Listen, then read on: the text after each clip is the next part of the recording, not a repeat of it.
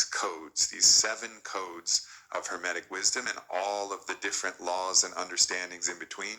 So in this podcast, we just dive right in, and it's one of the most interesting fields of philosophy, spirituality that I've ever encountered, and I'm really excited to share the principles of Hermetic wisdom with Robert Grant on this podcast. So enjoy this show with Robert Grant. The truth is that we're all the master, we're all the healer, we're all the mystic. Give it up one time for Aubrey Marcus.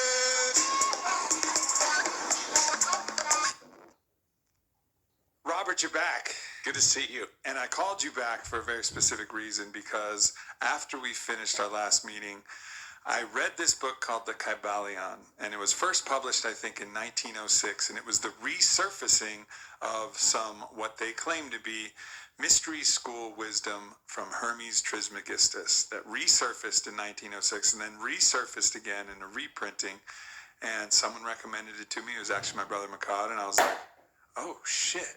Like, a lot of this I'd heard, and I'd found myself quoting Hermes Trismegistus, but didn't really know the source material from where it came from. And this is something that you know a lot about, so I was like, man, we got to get back here, and we got to talk about it. And where I want to start is, who was Hermes? Well, that's a big question. I think he's probably had many characters through what we would consider our history, through different incarnations. And, you know, a lot of people talk about Enoch, right, being related to Hermes. A lot Who's of people. Enoch?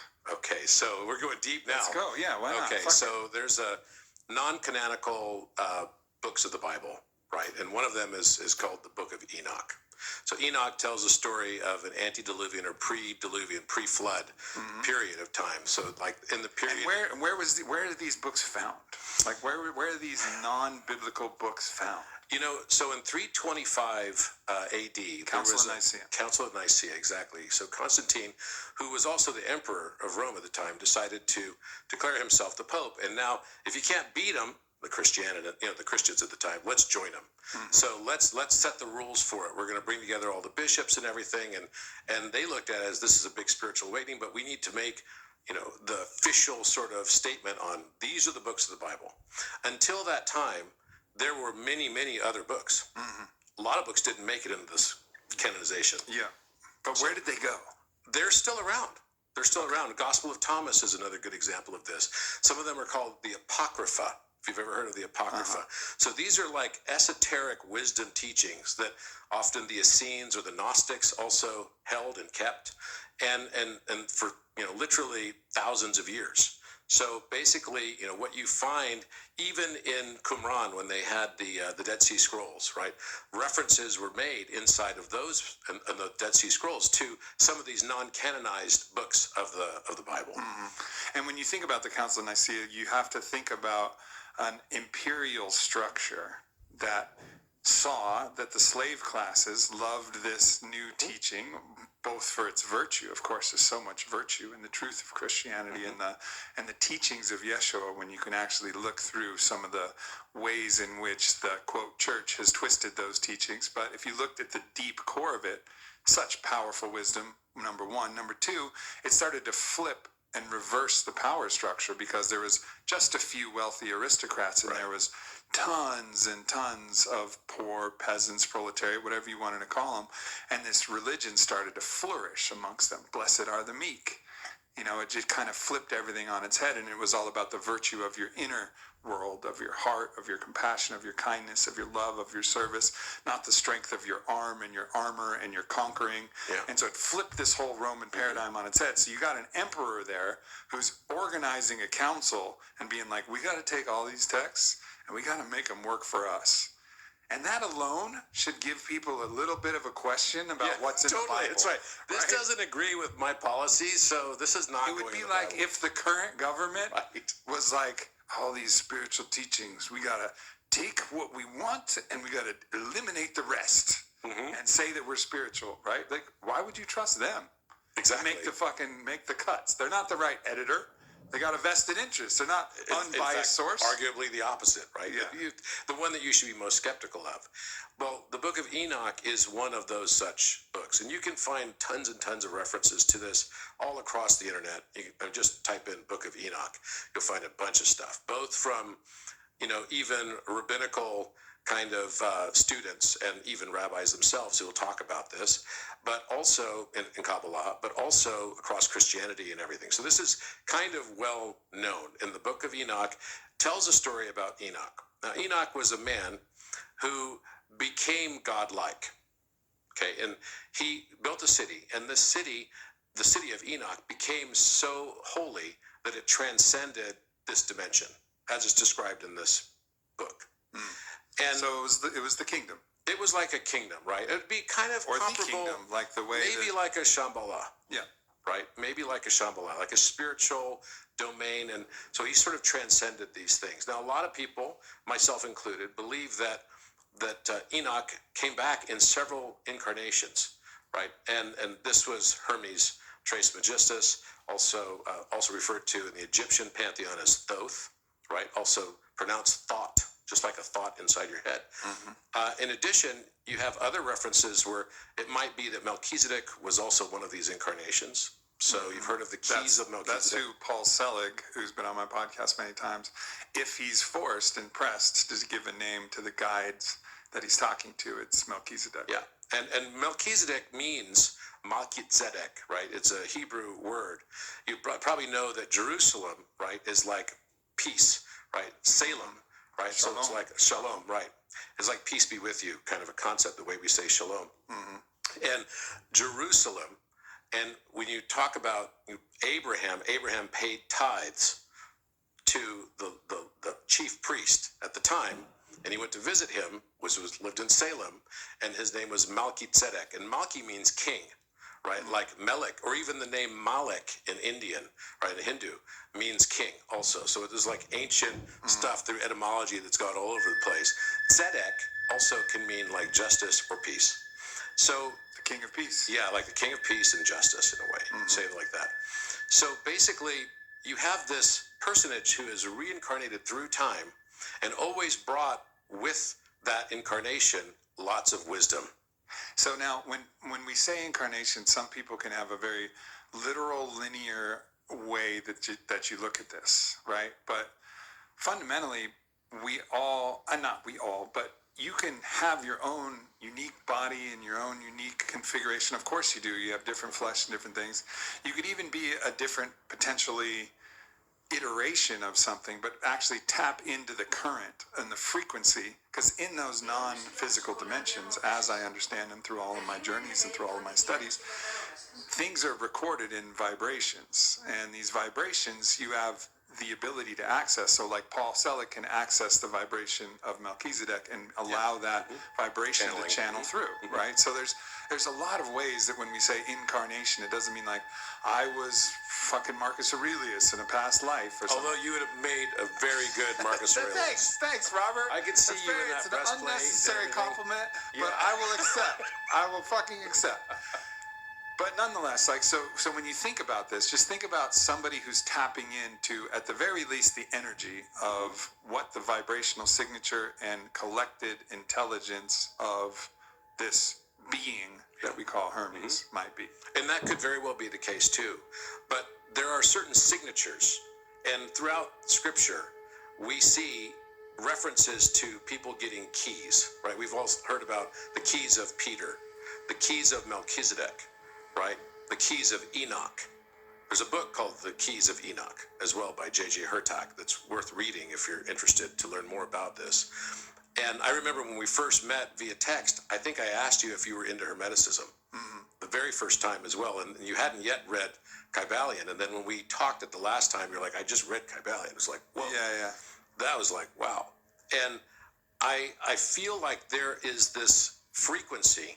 Maybe it's a frequency connection, it might be an incarnation connection, that ties several of these people throughout history together, right? Where we see these kind of keys of Solomon.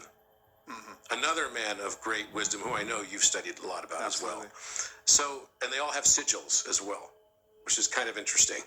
So there's kind of a different meaning. I think I'm wearing David's sigil on my... Yeah, you've got a Star of David, which also originates with, as well, with that turned into Seal of Solomon as well. So I think there's some depth to this. And this concept of, even as recently as someone like Saint Germain, right? You may have heard of Saint Germain.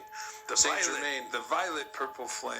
Exactly. Saint Germain was this very interesting character from like the 18th century that everyone thought lived for possibly hundreds of years even. He was very charismatic.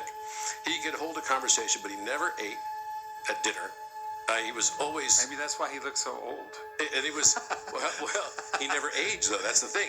He didn't age, and that's what people claim about him. And he was, you'll find him throughout history, like involved in things like the American Revolution. He's like showing up in different places. It's like, how could he have been in all these different places? Like the movie Highlander. Exactly. He's like the movie Highlander. And this guy's really interesting because he speaks many languages, right? He's extremely charismatic. And people thought he must be a charlatan because he couldn't possibly have done all the things that he seems to have known and done in his lifetime. Yeah. Because he had to live many lifetimes. So there's all kinds of huge lore around this guy. A lot of people believe that, again, tapping into that same frequency, or possibly incarnation of Thoth, of Hermes. Also, that traces potentially all the way to Saint Germain, is what you're saying. It could be, so it could go Enoch, it could go, Thoth, it could go Hermes, Melchizedek, Solomon, Hermes, all of these different characters in a different iteration, articulation. And one of the teachings of Solomon and the teachings of like the deep mystical Kabbalah and Torah is that we all have the potential to actually merge our own will and consciousness with divine will. But it's not that we become effaced. It's not that we lose everything that makes us unique. We actually subsume, like the divine moves through us, integrated as us. And so what we see through our lens and our perspective and our portal actually supersedes any text that had gone before, because it's the right information for this time in this context. As we all know, if you give advice out of context, it could be pretty fucking useless. Sometimes it's universal, sometimes it's of the wrong time.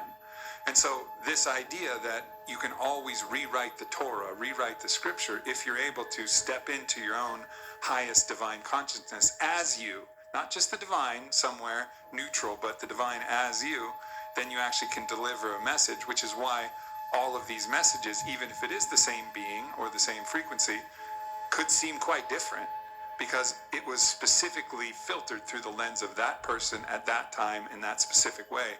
But the information, of course, is going to be different because it's going to be serving and meeting the need of exactly the people and the place that he was occupying. I fully agree. And, it kind of reminds me of the sixth Hermetic principle, which is cause and effect. That every cause has an effect and every effect has a cause. It's all Everything has its cause and its effect. Chance is but a name for law not recognized. Exactly. And that's how I feel about randomness. I don't believe in randomness. Randomness is just our inability to perceive God's patterned encryption. Yeah. It's there. Yeah. I don't care what the number sequence is. I've always been able to find patterns in it if I really deeply look. But, we talked about this last time. What is randomness? It's just a boundary condition where our knowledge ends and our ignorance begins. And as we expand human consciousness, we push the boundary out further and further. And that expands probably at something like the speed of light. Interesting that the universe is expanding about that same speed too. Maybe it's just our consciousness. Oh, and that goes to the first principle of Hermeticism. Mentalism. The principle of mentalism. The all is mind, the universe is mental. I read this and I was like, no shit. And because I came to that conclusion after trying 3 times to write a book called Master Your Mind. 60,000 words. 60,000 words thrice. All thrice majestus. All stillborn, because finally it had to bring me to the conclusion, hey dummy, you can't separate the mind from anything else. So how are you going to master the mind? Like that's saying, I might as well write a book, Master the Universe, and put a picture of fucking He-Man on the cover and make it a comic. Because I had no chance, and I kept running into that problem. I just would want to try know to who separate Skeletor is. Ooh, that's a good question. I think if we put that question out in the polls, we'd get a lot of similar answers probably. Yeah. But yeah, so I realized that, and I was like, you have to define, whether you call it mind or whether you call it something else. You could call it love if you like, but I think mind is a good way for us to think about it. You have to define it all as the same substrate to actually understand it. So call it mind or call it something, but it is actually all the same substrate, really, of just different densities. There's a great quote by Max Planck, who was pretty much the mentor that made Einstein famous. Because Einstein, working as a patent clerk, needed somebody to sponsor him, right? Who was going to be well regarded in the academic community. And that was Max Planck. Max Planck is famous for many things, particularly in quantum physics. Now, he and Einstein didn't agree on everything. You know, he was more of the mindset that the universe is based on mind. He said, there is no matter as such. We must conclude that at the base of everything is really just a conscious mind. And when you think about it in those terms, you start to then realize, and that's why I've kind of come to the conclusion that we have a you and you have a you inverse around you, right? So all of it is a mental construct. We cannot separate. There is no such thing as true objective reality in the context that we all see the world through our own prism. Yeah. So that is what we believe to be objective. We all think that our perception of a thing is objective, but as we start to expand our awareness, we realize there's different ways of looking at the same things or circumstances. That's why we have a crime and there are 30 eyewitnesses that have entirely different accounts of the exact same occurrence. So this is something that I was, definitely hoping that we would get into, because the idea of the perspectival nature of all of our perception is pretty much unquestionable. Nobody watches the same movie because you're watching it through your own lens and through your own eyes and your own associations and everything that's coming there. Nobody reads the same book. Nobody knows the same person. We're all living in our own multiverse within the universe, the one verse, which is our own perspective. However, that doesn't mean that everything is just a story and nothing is real necessarily. And I think that's the way that postmodernity has taken it, that everything's just a story, nothing's real, nothing matters. And one of the things that I've been really studying with Rabbi Gafni is actually the correlation between, in the Kabbalist lineage, the goddess Shekinah and the Tao. And it's basically a set of first principles and first values, like the law. So if you read the Tao Te Ching, it says, the Tao is older than God. I don't know what created it, but the Tao is older than God. And that is it's like the law that's underneath perspective itself. And that's why they're saying it's even earlier than God. It was even older than God. Right? And see, that's where I would place the 7 Hermetic principles. And that's where this seems to be reaching for. It's like the laws of the construct. So basically the Hermetic principles are getting to the Tao, or in another, so maybe, Lao Tzu was another iteration of this Hermes Trismegistus thought in just another way, and another mystic. Maybe Rumi was as well, who said, you are not a drop in the ocean, you are the ocean in a drop. Obviously, that's the principle of correspondence, like spoken extremely poetically. But either way, people are accessing this particular type of wisdom, and it seems to be reaching for that thing, the first principles and first values of the entire everything, the all that ever is. And then all of the creations are built upon that stack. Well, and I believe fundamentally that part of the struggle that we face right now as a people, as humanity, is we are still very much clinging to this anachronistic, I believe, notion of materialism. And this leads to reductionism. It leads to more and more confirmation bias of that reductionism and materialism.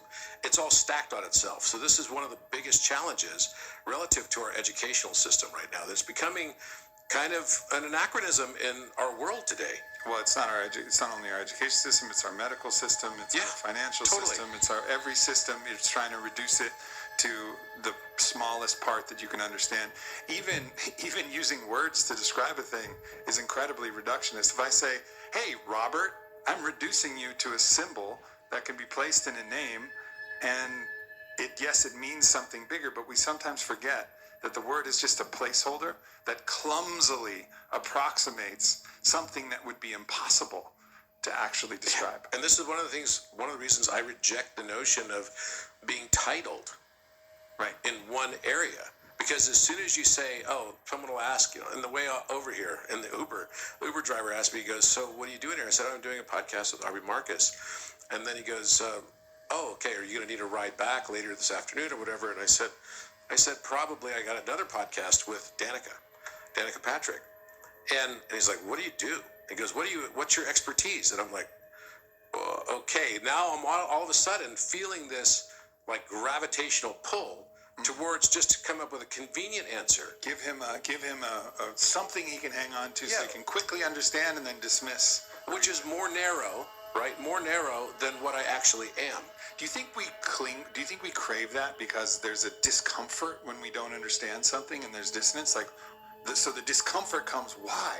What is he doing that allows him to get this? There's a little bit of discomfort, and then if they get something that they can just slide in, then the discomfort stops, and they're like, everything makes sense. Because we all feel comfortable when we can categorize something. Yeah, totally. Right? It's like, okay, he's a policeman. I know how policemen think now, but he's not going to talk to me about anything outside of police stuff that I'm going to listen to.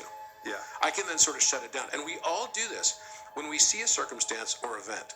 Doesn't matter what it is. We want to categorize it that fast. Yeah. And by categorizing it too quickly, we keep ourselves stuck in this world of judgment rather than just pure observation. And we can learn a lot more by looking at things, taking a moment and saying, without being so quick to judge it, saying, okay, let me see what the other ways to look at this are, because maybe the only true objective truth would be a mathematical equation. It's a mathematical equation which is the sum of all perspectives. Mm-hmm. So what I try to do now is I try to look at things through other lenses that would be juxtaposed to my own, even if I don't feel like I can agree with it right away. I want to try to do that so that I can step into another person's consciousness, another person's shoes. And in a way, I think that in and of itself, if we can strive for looking at things that way, then that helps us to find forgiveness. It helps us to find empathy. It helps us, to look at the world probably the way that maybe God would look at the world. And if that all sounds too highbrow for you and you're like, not interested, it'll make you a better lover. Mm-hmm. It'll make you a better leader.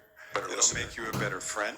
Mm-hmm. Are these things you care about? Being a lover, a leader, and a friend? Well, then these principles are important. The ability to step inside the inside of somebody else's experience and not keep your safe distance. And it's really vulnerable when you do that because you're subject to feel what they feel and experience what they experience. 100%. And so it's obviously you need to choose those people you do it with, wisely, or do it from afar. You obviously don't want to go step into anybody who's sniffing spray paint on the street corner or whatever. It might be. I don't need to step into every shoe, maybe. Yeah, I mean, you want to be able to imagine it, just not actually step into it.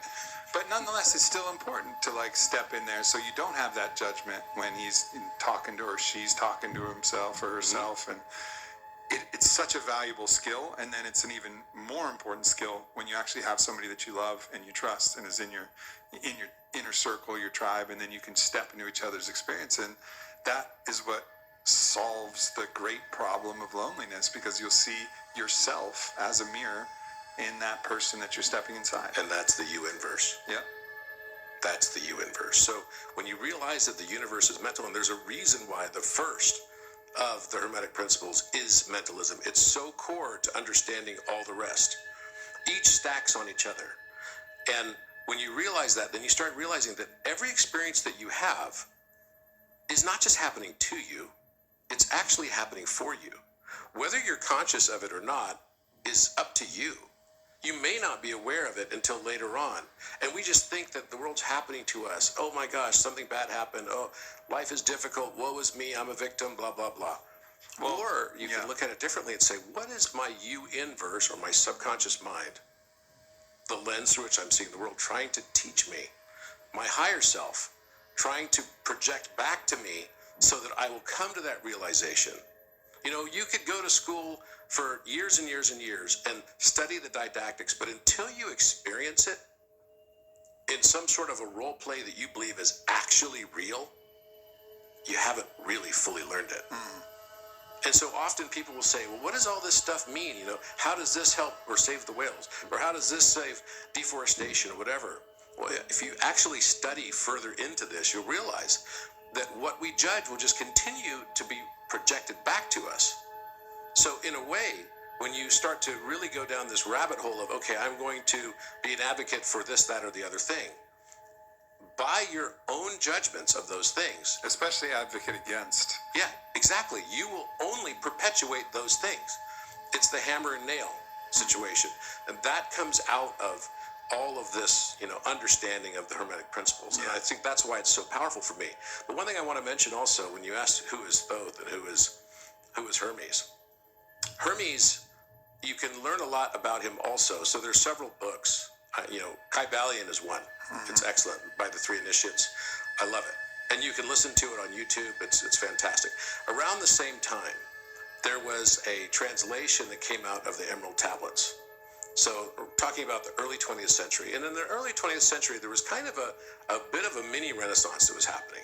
You saw a lot of advances in physics that was happening at that time. Right? You saw people like Walter Russell. They started creating societies of like polymathic thought, like the Twilight Club in New York City, that Walter Russell was a founder of. And I'm excited because I'm going to probably go and speak at his university in Virginia here in the next few weeks or so. But basically there was this small little mini kind of, I'd say, right around the turn of the century up until probably around, you know, the crash in 1929. There was this really interesting time happening. It was kind of the roaring 20s, and there was a very different philosophy and thought. Art was also exploding at that time. And what you find during that period of time is that people were going through these sort of expansions. So you hear about also, you know, leading up into that late 19th century, like Helena Blavatsky, and Rudolf Steiner and other people that were kind of luminaries during this period of the world. And there was this expansion going on. So one of those things that came out of this was not only the work by the three initiates and the Kybalion, but also the Emerald Tablets of Thoth. Now, Emerald Tablets have been around for a long time, but there were different translations of it. This was a channel translation that was done by a guy by the name of Dorial. So I would definitely look into that because it tells the story also of Thoth, the Atlantean. So it goes all the way back in time and tells a story, and he actually claims in this writing that he built the pyramid, that he was the designer of it. Now, it's funny because in Egyptian history, they tell the story of a guy by the name of Hemiunu. Hemiunu would have been the architect for the Great Pyramid. But Hemiunu sounds a lot like Hermiunu, right? It could definitely be some sort of connection between the two.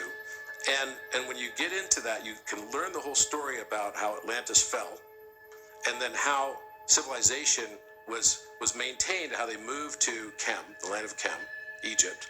Which is where, if people have listened to my podcast, Matthias De Stefano remembers life he lived as a woman with a child and sings the songs, and it's pretty remarkable. Yeah. And he tells stories of Thoth as a being, as a being in the flesh, not just a deity that's a aggregation of energy that people are worshiping, but no, it was a being. Yeah, and he was sort of like, you could think of him as the king of the land also for thousands of years, in fact. And so, you know, depending on which historical timeline you kind of like prescribe to, one of them is the pyramids are something on the order more of about 13,000 years old. Some are even older still. You know, that it was before the Younger Dryas, and we had like some major calamity that happened, you know, around after that time. Also, the flood kind of plays into this. But basically, that story is worth reading. It's worth going through. There's something about it where we all kind of have this ability to know if something is worth listening to or reading. And as the words permeate into your consciousness, there's something very powerful about that particular book. It's fascinating. And it's written in a very prose kind of way. So it's beautifully written. It feels like scripture in a way. It's got this kind of holy feeling to it. And I probably read it and listened to it at least 200 times. Wow. And every time I listen to it or read it, I get something entirely new from it. It's there's something very powerful about it. Same thing with Kybalion. Kybalion is another good example. The Hermeticum is also another one that is worth reading. It's a short book, and it's a reiteration of a lot of these principles that have been passed down generation after generation, sometimes through sort of hidden secret society type stuff. It's hidden so that it can be found. So if we do our job, you'll both not need to read these books and be even more excited to read these books. Yes, that's right. So that's what we're here to do. So this podcast and pretty much everything I do is made possible by Onnit. And the great thing about Onnit is it's a company where I created all of the best products that would support me in a holistic life, physically, mentally, through all of the human optimization technologies that Onnit offers and is available. And this ranges from kettlebells to the steel clubs, the steel maces, to the Alpha Brain, which I use before every podcast, and the Shroom Tech, which I use before every workout, and the Total NO that I use when I want to flex in the gym and have a really good workout. Really, everything that I've ever wanted from a human optimization standpoint is offered through Onnit. So I encourage you guys to check it out. Go to onnit.com/Aubrey and you'll save 10% off absolutely everything. And thank you for your support of Onnit, which is directly support to me. Thanks, fam. So let me go through a couple of these different notes that I had. The first note, this is a quote from the Kybalion. The principles of truth are 7. He who knows these understandingly possesses the magic key before whose touch all the doors of the temple fly open. The key. So these are that's exactly what these have been. These have been keys for me to start unlocking these different rooms in my psyche. Like if I can use this key correctly, and we'll talk about some of the ways that I've used these keys already, but I know I'm just now getting on the journey. But when you were talking about the principle of mentalism, this one key, the all is mind, the universe is mental, what you were previously saying about how things that you're projecting out into the world are reflected back to you, well, if you think of it as all one mind, then of course that's going to be the way that it's going for. And of course, also the other thing that you can look at with this key is if it is all one mind, everything is happening in right reason and right accord. Right? Like whatever is going on, we may not be able to understand it from our perspective, but from the largest mental perspective, it may make perfect sense. And Matthias talks about this a lot. For part of the necessity of creation, of course, is polarity. We'll talk about the principle of polarity. But part of polarity requires distortion. And distortion is a force that prevents us from seeing everything as same. You know, seeing everything as all as one. Distortion comes in and says, "Oh, I am separate," and it's also been called Maya, the illusion. There's a lot of ways that you can look at this, but some way in which we're not seeing the absolute truth. Because if we saw the absolute truth, it'd be one note, one color, one sound, one. You know, we would see beyond all of the differentiation. We wouldn't get to experience our own differentiation. Exactly. So within that, you start to understand, maybe this is all just a part of the symphony, and right now we could be in a part of the song that's like the deep, low, strident, viola part that's kind of building the intensity and anxiety. That's okay. It's all part of a big, grander symphony, and co-creatively, we're the conductors deciding how this orchestra goes. Yeah, no, you're absolutely right. I remember I was invited to go. I met Deepak Chopra in 2014. And he came to my office, and I wrote up on the board, on the whiteboard, the symbol, the Om symbol. And I said, you know what this actually also means? And he's like, what? I go, it's 3, 6, 9. And the 9 is backwards, because this is the way the Sanskrit so it basically would write. And then you've got like this, looks like an I at the top with a dot in the center, and that's one of the ways to write the number 6. So 3, 6, 9. And he said, wow. He was like kind of blown away by that. And I said, Nikola Tesla talks about this. And he goes, how would Tesla know about this? And I said, well, because his guru was Swami Vivekananda, was a famous Swami. You know, he was kind of like a Yogananda level guy in the late 19th century, early 20th century that came to the United States and taught. And Tesla was, you know, a devout of that person. He was definitely someone who followed him very closely. And so he invited me. He said, "You need to come with me." He took me in, you know, we were in a big meeting where there were a lot of people around. He goes, took me in this other room. He goes, "You need to come with me to Kerala. You need to come with me to Kerala. It's in southern India. And there's a big temple there, and like a very old temple with these two snakes on the doors. It's like super famous. There's supposed to be a Vimana in the base of it and everything." I was like, okay, this sounds really cool. So he invites me to go. In the last second, I unfortunately couldn't go because I had a board meeting got called. And I was going through a major crisis at the time. It was a difficult situation. So I called him up and I said, I fortunately can't make it. And he said, "Don't worry, Robert. Everything is as it should be." And I didn't really know what that meant, because in that moment in time, I was still thinking that, no, we make the world happen, right? Whatever it is that we do, we can kind of like either let it happen to us or we make it happen. I didn't realize at that time that I now believe very strongly that everything is connected. Yeah, and both are true. And this is the hard part, is that we have to be able to embrace paradox. Exactly. To understand any aspect of the universe. Yeah, you got to make it happen. And the universe is making you happen. And you're making it happen. And the universe is making you happen. And everything else around you happen. Because it's all mind. Right. And that's how it can work. When you think about it, I'll give you another example. It's pretty funny. I was on Instagram, and I see this post from this gentleman page or whatever that I follow. And this guy had like a neck brace on. And this pretty girl walks down the street right by him.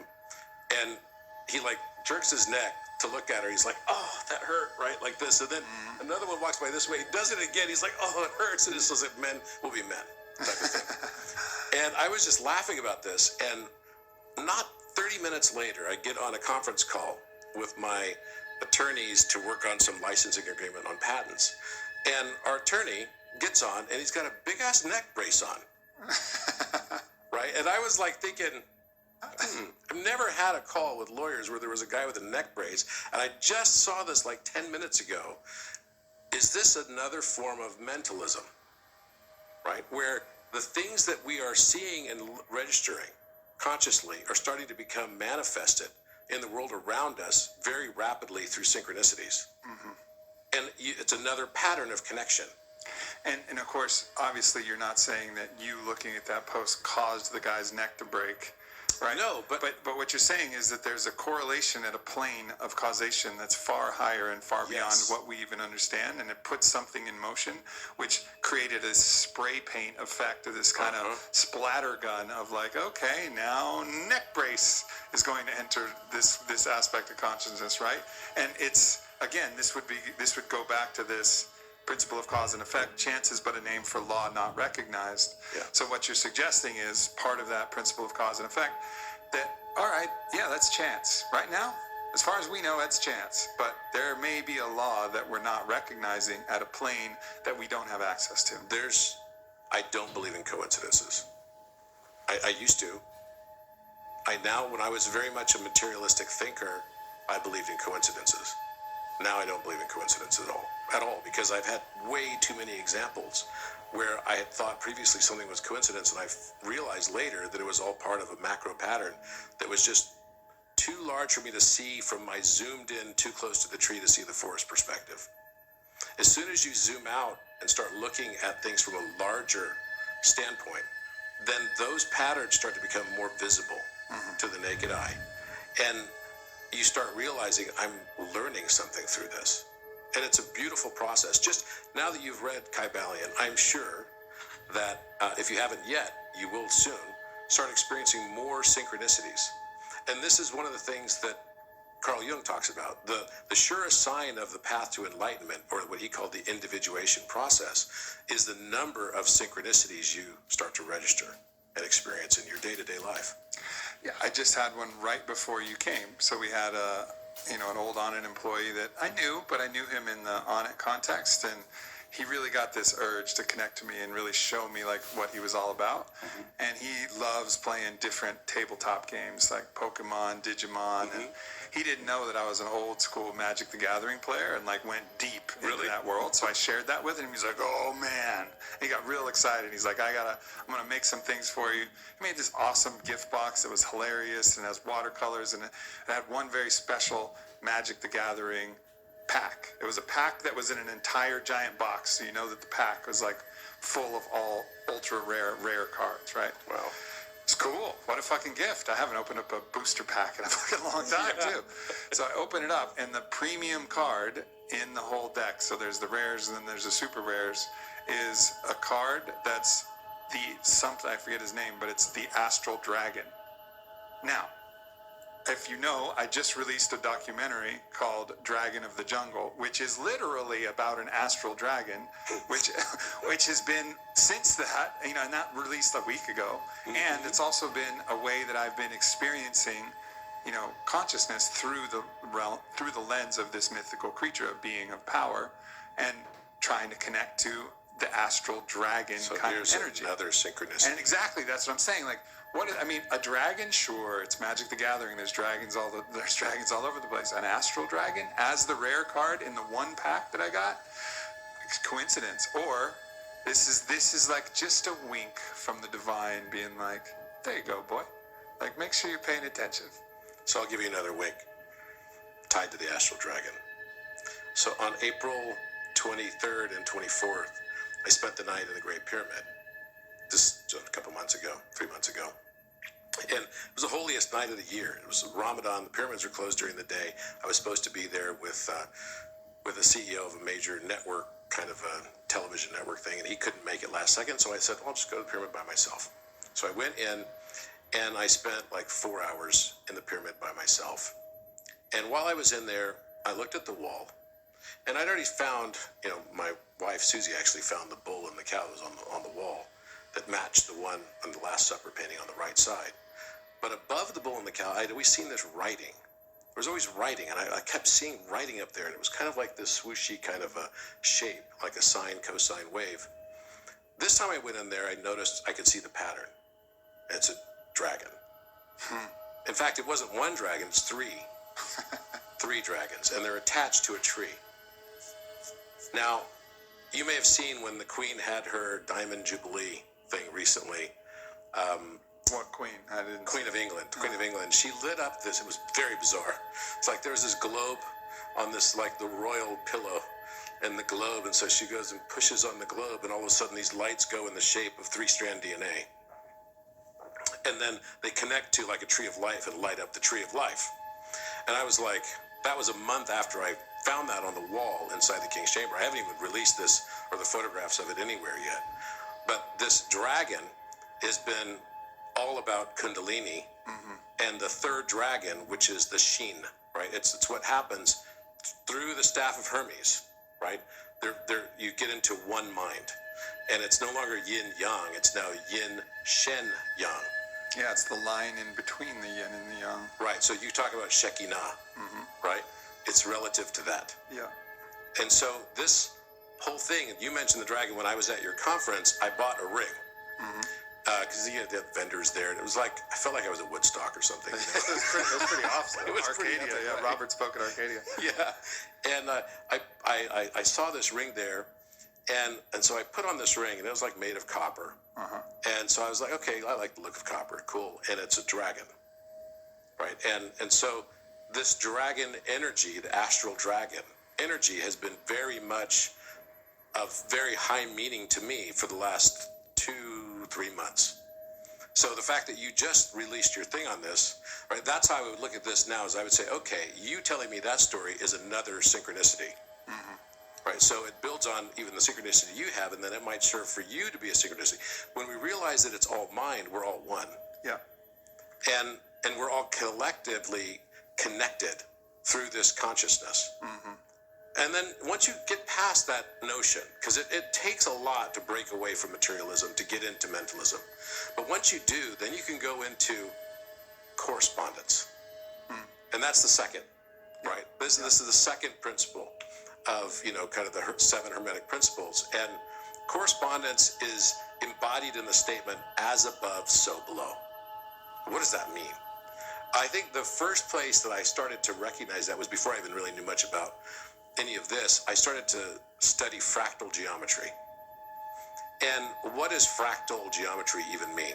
So if you were to zoom in on a EKG of your heart wave, right? So you've got a QRS complex and a T wave, QRS complex and a T wave.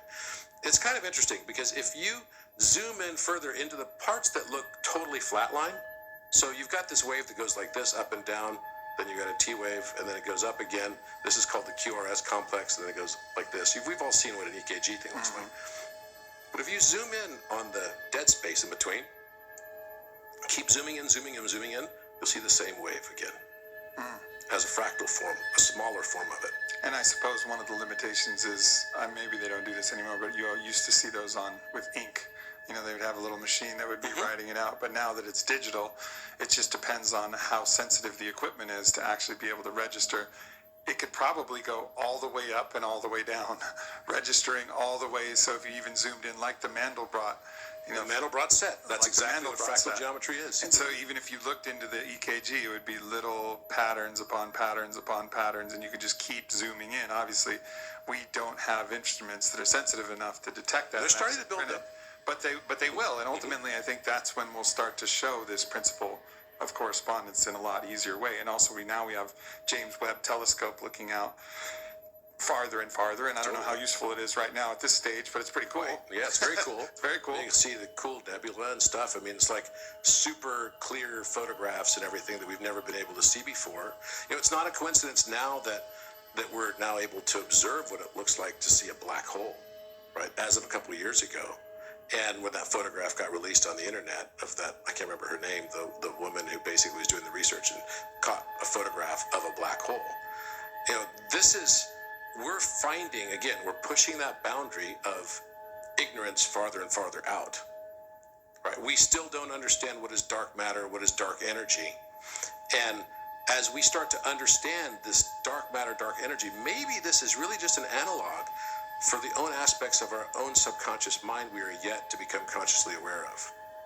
Thinking out loud, I haven't really thought about this till now, but is it possible that dark energy and dark matter, and again, my astrophysics and quantum physics is very amateur, but could it be possible that is actually a window into the Tao, the All, the Shekinah, and that's actually, we're looking at the void, and the void has a form because the form is the first values and first principles of the Tao, of the Shekinah, of the Hermetic principles, and we're actually seeing some kind of representation come through the blackness.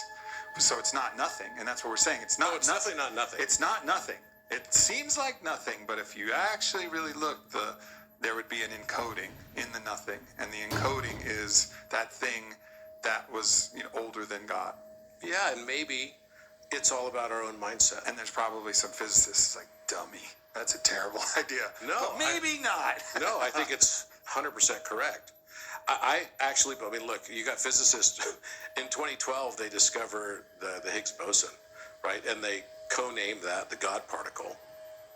I think there's, amongst large circles within some of the physics community, as you continue to go further and further into this, I mean, we could go down this reductionistic path and just realize that every time we look for something, whatever we're looking for, we will find.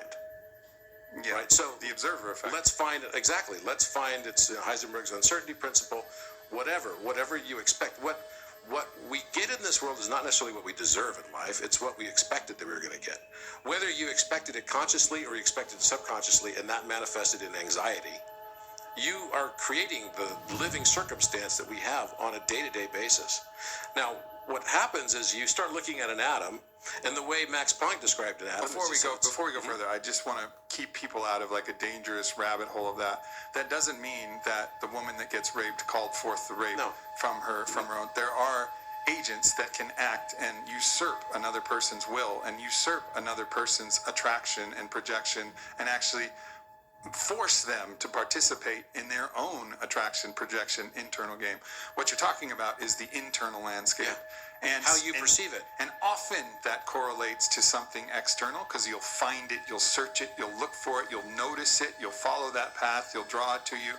But, however, it is a principle that absolutely applies to your internal landscape. Yeah, 90% of what happens to us is not actually what happens to us. It's what we believed happened to us. Right. And again, that's getting to that mental space of it's a mental universe. So what can I learn from this experience? Why am I projecting this experience? Or why am I seeing it through this prism? What is it that I can learn from this? So in that context, every person you meet, you can learn something from. Every circumstance that comes up, you can find the synchronicity in it or not. It's up to you. There's something that comes to mind when I'm talking about this, and it is very much a Hermetic principle of alchemy. You know, this being able to turn lead into gold, and this is a mechanism of perception, not actually having anything to do with metals on the periodic table, although many people have tried in a foolhardy approach. It's symbolic. It's symbolic. And one of the great stories of this is the Taoist, I think she was Taoist tantric teacher, and kind of like the I don't know, in some ways the founder of this kind of school of thought, Yeshe Sogyal. And Jamie Wheel talks about it in his book, Recapture the Rapture. She's traveling alone on one of those, call it the King's Road, if you watch, watch Game of Thrones, right? On King's Road, dangerous place. Some brigands find her on King's Road, and they go to rape her. And she was in such a state of consciousness that actually she saw not the rape that was occurring, but she saw the pain and the sorrow and the trauma and the sadness that was in each of these men. And she held in the frequency of seeing that. And the men actually carried through. They were in the heat of their passions, and they're in their full, bloodlust and violence, carried through with the quote rape, which of course it was, and this is the paradox, but she didn't see it as that. And because she didn't see it as that, when they finished and just saw them as the humans, the flawed, broken humans in pain that were reaching out, to try to claim some power, and she saw something different, and they broke down in tears. This is the story. And they broke down in tears, and then they all devoted that we will protect you and fight for you for the rest of our life to make up for what we have done, because you've showed us the truth of who we really are, and beneath this, and showed us something different in this world. And so that, and in the story, it's like she didn't record, the violence aspect of it. She recorded something different, and they recorded something different, and then it shifted the timeline radically for her, for those men, and then for the world, from that act of alchemy. Now, I'm not saying that everybody should be able to do this, blah, blah, blah. It's not like a should game, but this is showing the alchemical principle, the possibility. And it's a divine aspect, because I think another good example of what you're describing is, how Christ took being crucified. Yeah. Right? The whole thing. It's Stoic principle. It's the whole thing. Yeah, it's like, Father, forgive them. They know not what they do. He's probably going into their consciousness in the same way that this woman did, and seeing the broken, and finding within his own suffering, right? He still had total power over how he was going to perceive and how he was going to experience this horrific experience. And to me, that is a personification of the divine. And being able to see the world that way. I did a podcast recently in LA with Amber Khan, who I love dearly. She's awesome. And she's a follower of Islam. And she started asking me, she said, what about, because she knows I take more of a Buddhistic approach on duality, right? And she's like, yeah, but what about all these people that do these really heinous, horrible things, right? And how do you perceive that? And so I stood my ground. It was an interesting conversation. But at the end of it, she started talking to someone else in the crowd who said, I don't feel good enough. I don't feel good enough, and I feel like I've sinned so much in life. I've done so much stuff wrong. God could never possibly love me. And her response was, in the Quran, it says that God loves you 40,000 times more than, I love how they love to put a mathematical number to it. Yeah. Why 40,000? 40,000 times more than your mother. And he doesn't see you for the sin. He sees you for the person. It's like, abhor the sin, but love the sinner. And she could look at it in that You context. can hate the war, but love the soldier. Exactly. She saw it in that context, looking at it in the eyes of God. And so then I, said, what you just described explains how I feel about non-duality, which is, it's not that I condone the horrible, abhorrent act. I don't condone it. I don't want to see those things happen in the world. But at the same time, I realize that all of us are human beings. We all are imperfect. We all are making mistakes. And at the end of the day, everybody that claims to be only good is not only good. Bullshit. Right? The only people we should be probably concerned about are the people that claim to be only good, because that is narcissism. Right? It's the people that know that, as Alan Watts says, they're rascals at their core. Yeah. Right? It's like the people that don't know that they're a rascal at their core, those are the ones that still haven't yet discovered what the darkness is. What is dark matter? What is dark energy? Maybe it's just the things that we don't want to allow to even be in our consciousness. Yeah, and that aspect of distortion that I was talking about. Distortion is a force, and you could personify that force, and it's been called many names: the beast, the antichrist. Antichrist is an interesting word I've been playing with. I want to touch on one thing. So if we say Melchizedek is in the frequency of Hermes, in the frequency of Hermetic teachings, one of the quotes that I pulled out of a recent book from Paul Selig is, how you change the world is by how you see the world, right? So and this is exactly what Yeshit Tzogyal demonstrated, is by her act of seeing the world differently, the world actually changed. Her world changed. She recorded something different. Viktor Frankl did something different, something similar in Auschwitz. Like, people making these incredibly wild and radical perspective change that seem impossibly divine, and you do that and it actually changes the world. And this was really kind of the guiding principle behind Arcadia, that festival we threw, is like, let's see the more beautiful world, and let's bring it into form now. What an epic place that room was, too. I know, it was unbelievable. That was so cool. It was unbelievable. Talk about feeling like you're in a 5D kind of a world. I mean, really well done on that. That was really cool. But you're right. I think it comes down to, you want to change your world, start by changing your perspective on the world. Yeah. Start to try to see a different way of seeing it than you've seen it before. Because seeing it the same way over and over again and you're not happy, some might call it delusional. I don't. I actually call it ascended. If you can start to see the world in the context that you would like to see the world, then the world will start to reflect more of that back to you. Mm-hmm. It's a mathematical equation. And another person that I think would be tied to Thoth and Hermes would be Metatron. So it's just the angelic form, and you've probably heard of the 72 names of God, right? So Metatron is known also in the non-canonized books of the Bible as being kind of like the highest of the archangels, right? And there's some connection as well. Sometimes people refer to Metatron as the lesser Yahweh, right? Yahweh being the name of God, right? And it's kind of interesting because there seems to be this connection also between Metatron, angelic representation, Thoth, Hermetic principles, geometry. Yeah. And if we're right here, we haven't gone too far past the second principle, the principle of correspondence. The one note that I have here from the Kabbalion is, in studying the monad, which is the divine spark that we hold inside, you understand the archangel. As within, so without. So as above, so below. So actually, if we want to understand Metatron, and if we want to understand all of these angelic beings, look inside yourself and you'll find it. Also, if you want to find and understand the demonic beings, look inside yourself. Look inside yourself. And be willing to confront it. And this has been a big part of my journey. Actually, it started in Arcadia. I did a ketamine cannabis journey to prepare myself for this big week ahead, and it was a very surprising journey because it showed me, and this is skipping ahead a little bit to the principle of polarity, which we'll get to, but it showed that I'm choosing to embody a particular type of polarity upon the spectrum, but I'm the entire pole. I'm the whole pole. And what it showed me was the opposite polarity of what I'm choosing to express that right now. The vision that it gave me was a black hole with teeth. It was like full Shiva the Destroyer. I was just I was a monster. I was a monster. And I was like, holy shit, that's me too? A black hole with teeth?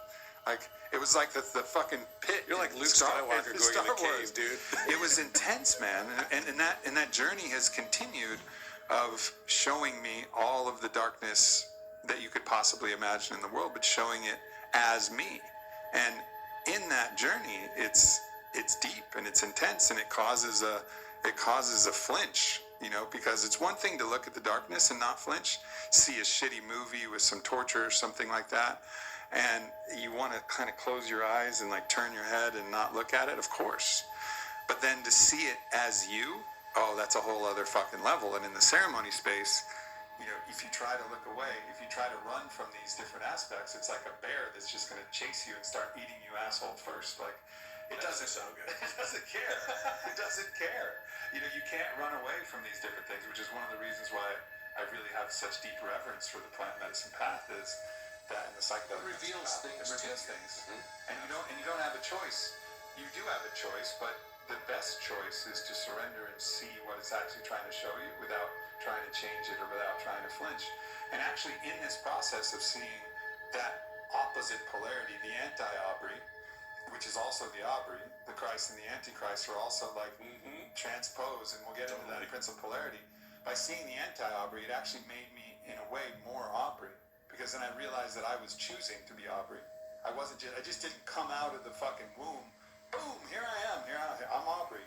No, I'm a full spectrum being, and I'm choosing this. And in choosing that, there's a strength. There's like, oh, I'm choosing this. And so I trusted myself. I trusted myself to be able to choose which polarity I wanted to express at, just a little bit more from that journey. So just the deepest gratitude for actually embracing the entirety of my darkness, so that I'm now reinforcing my choice to participate in the light. And of course, also, I love talking shit. I love being a fucking rascal. I love all of these. You're definitely a rascal. Oh, of course, of course. But I think you see that, and you do see that in yourself, which is what is so endearing, right? That to me is one of your greatest qualities. Is that, and it's very Alan.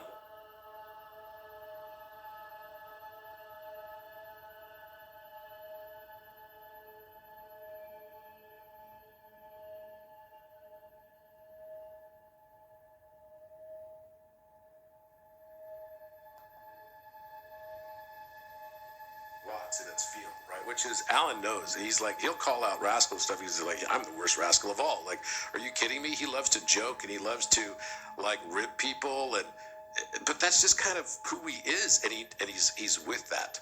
He's good with that. And this is back to the individuation process Carl Jung is referencing. And that's what alchemy is all about. All Carl Jung did is he took alchemy and put it into words that would be fitting to the scientific community. Mm-hmm. What you're really talking about here is just shadow integration. And us understanding or not understanding dark matter, dark energy, to me is just a larger metaphor for us starting to now understand our shadow collectively. It's all mind. Mm-hmm. So when we look at it from that context, like everything shifts. Everything shifts. You look at Jesus. Okay, Jesus, what did he do? He just told everybody, judge not. Right? Unless you judge yourself, love God with all your heart, might, mind, and strength.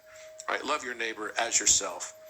That's really all he taught. You got the Beatitudes, a few other things, the meek shall inherit the word. But man, did he ever get attacked? Mm-hmm. He got attacked. So it's not about seeing things. I used to say that we see things from our own vantage point. Now I change that to say we see things from our own advantage point. Mm.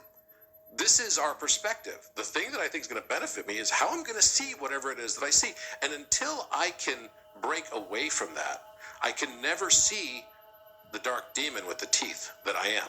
Right. And as soon as we start to see that, then the power that demon has over you diminishes dramatically. Mm. Because the more you try to repress it and say, no, it doesn't exist, it will just come out and, like you said, eat you asshole first. Yep. Every time. And you won't even know until it's already consumed a good portion of you. Yeah. And then you're like, how did this happen? I'm finding myself in the same situation again. I'm experiencing the same pattern over and over again. That's what Hermeticism is really about. It's not about looking at the world and saying, here's what's fucked up about the world around me. It's about looking at yourself and going within and saying, who am I? Who am I? in my full spectrum. And then being able to be at one ment with that, or atone to that way of thinking. Yeah. It's just, this is making me think of the and they have this, I think, in the recent printing of the Kabbalah, and at least I don't know about the original, but they have a painting that by Michelangelo, which I think we talked about on our last podcast, which is, and you mentioned how God is showing up in a human brain, and you did a lot of cool geometry things with that. But I don't know if we necessarily touched on, or if I just didn't recall it, but how that was actually showing that the universe is mental, that actually God was inside a brain in the Sistine Chapel, and then reaching towards Adam. And if you look at Adam, he's kind of like lazily putting his finger up and kind of turning away, like it's kind of bent like this. Basically like, I know, God, I know, but I'm going to look away just enough that I can go play this game over here and live this experience of separation so that I can have maximum complexity creation, all of the different things. I don't want to look straight at you face to face to God and see all of the truth revealed, because then I'm not actually in polarity. I'm not actually having this experience. So man just kind of turns away and lazily says, yes, God, I see you. You're right there. All is mind. But I'm going to play this game for real. Just like I play one-on-one basketball, like, you know, I'm going and playing to the death. Yeah, like shuffleboard. You correct me. Thank you. Yes, exactly. Like, it requires, if we just stared at each other when we were playing shuffleboard right before this, and I just looked at you and say, I see you, Robert, as God, as me. Namaste. Namaste. And be like, now I'm going to win, motherfucker. Why are we even rolling these pucks in the first place? Of course, no, we just skipped, I'm going to win, motherfucker. That's what made it fun. That's why Adam is like, I see you, God. And I think it's important to do both. It's important to be like, yes, God, I know. And me as Adam, I want to play like this. You know, I want to experience it like this. No, this is what we're here for, to have this experience. There's another part of that painting, right, on the Sistine Chapel. And it's so beautiful. You look up and you see this entire massive thing. And of course, you know, their bodies are almost like hyperbolistically, like over everything. Right? Everything is like, their proportions are bizarrely off, but still beautiful. Yeah. And one of the things that you notice about it, because we never talk about like a heavenly mother. And yet, if you look closely at the Sistine Chapel, that particular image, you will find Sophia under the arm of God the Father, inside the brain. Now, she's not going the same direction. If you look at it closely, the way Adam's body and his leg is curved, right, and laying there, and he's got his hand up like this, and God has actually got his finger straight out. Yeah. Right? It's very deliberate. Adam is, like you said, kind of like looking away and not really fully paying attention. Maybe there's something there, maybe I'm not fully aware of it. But the way his leg is curved is matching the way that God's body and leg is curved also, as a mirror reflection. You'll see that. But you'll also see Sophia, this younger woman. He's got this white hair and everything, and Sophia's like this beautiful woman. He's got his arm around her. And the way she's positioned is in the form of an X. So she's positioned crossed where God is positioned, so it forms this X. And what that X actually represents is the optic chiasm. The optic chiasm it's where your right eye meets up with your left brain, and your left eye meets up with your right brain. And it happens right at the pituitary gland. The pituitary gland is the feminine aspect inside of what's called the cave of Brahman. Cave, or the wedding hall, as it's often referred to. We talk about this, you know, wedding halls and Last Supper and all this stuff that we see in the Bible. All of these analogies and metaphors are relating back to some physiology even in our brain that's part of ancient Kabbalah, that's part of Gnosticism, that's part also of this Hermeticism. And what this is basically pointing to is that you've got a masculine principle, you've got a feminine principle. The pituitary gland is right at the optic chiasm. And then you've got the pineal gland, which is like shaped like a human anatomy, but the masculine form of it. The pituitary is actually shaped like the feminine form of anatomy. And there is a breathing exercise that you can actually do to raise those to the same plane. It's part and parcel. You probably heard about this cecum, or it's also referred to as the Christos, coming up the spine to light up the chakras. When you do this process, it's all an alchemical process. what you then will start to realize is that you create a marriage between this masculine, feminine aspects in the brain. And this is the birth of the spiritual aspect of the self. That's why it's also called the womb, not only the cave of Brahma, but it's shaped just like a womb. If you look at a view of it as a photograph, the thalamus is shaped just like the womb is shaped. It's identical. And inside that, there's a little walnut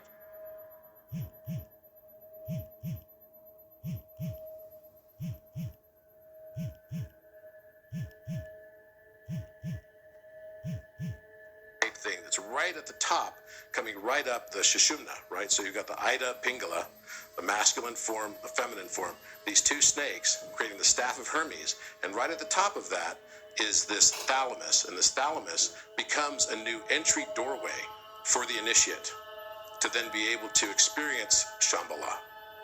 And you'll find this across many, many different esoteric teachings.